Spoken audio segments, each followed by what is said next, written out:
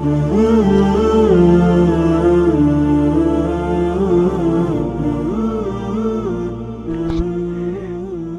اللہ الرحمن الرحیم۔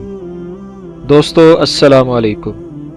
آپ کا اپنا یوٹیوب چینل دلچسپ ویڈیوز حاضر خدمت ہے۔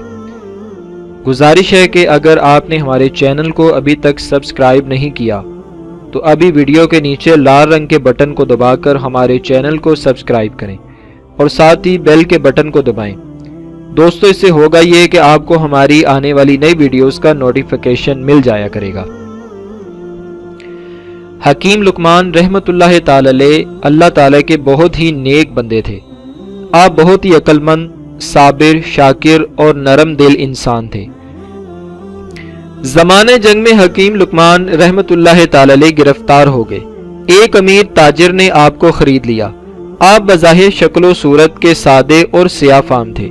امیر کے دوسرے غلام اچھی شکل و صورت والے تھے اور وہ ہمیشہ لقمان کا مذاق اڑایا کرتے اور مالک سے ان کی بےجا شکایتیں کرتے رہتے اور اپنے حصے کا کام بھی ان پر لاد دیتے۔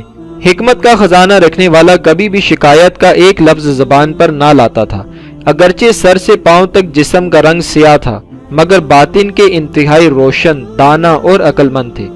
دانائی کی ایسی ایسی باتیں کرتے کہ جو سنتا آپ کو دیکھ کر دانتوں تلے انگلی دبا لیتا۔ مالک کے پھلوں کے کئی باغ تھے۔ جب درختوں پر پھل پک جاتے تھے وہ غلاموں کو پھل توڑنے کے لیے بھیجتا۔ بعض اوقات غلام جتنے پھل جمع کرتے ان میں سے اکثر خود کھا لیا کرتے تھے۔ ایک دفعہ مالک کو خبر ہو گئی کہ غلام اکثر پھل ہڑپ کر جاتے ہیں۔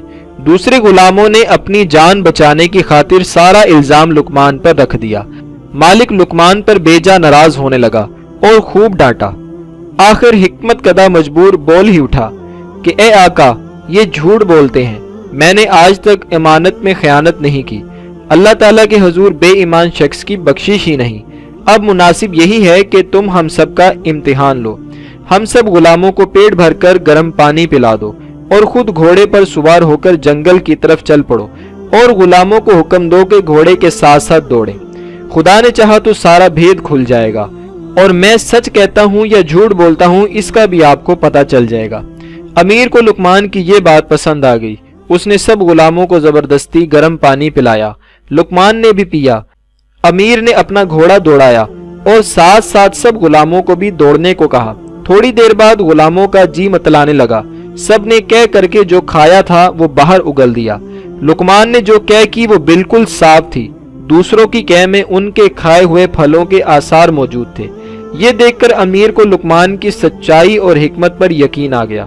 مالک نے دوسرے غلاموں کو سزا دی اور لقمان سے معذرت کرنے لگا اور کہنے لگا کہ میں نے آپ کو نہ پہچانا، یہ میری خطا تھی۔ آئندہ گھر کا سارا انتظام آپ کے سپرد، آپ سیاہ و سفید کے مالک ہوں گے، اور لقمان کو دوسرے غلاموں کا سردار بھی بنا دیا۔ دوستو اس حکایت سے یہ پیغام ملتا ہے کہ جب اللہ کی دی ہوئی عقل سے ایک انسان کھرے اور کھوٹے کو الگ کرنے کا کام لے سکتا ہے تو پھر اللہ کو کس کی محتاجی ہوگی۔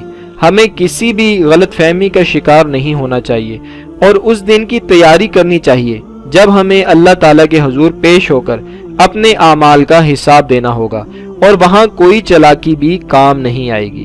اللہ تعالیٰ کی پاک بارگاہ میں دعا ہے کہ اللہ تعالیٰ ہمیں ان بزرگوں کے نقش قدم پر چلنے کی توفیق عطا فرمائے۔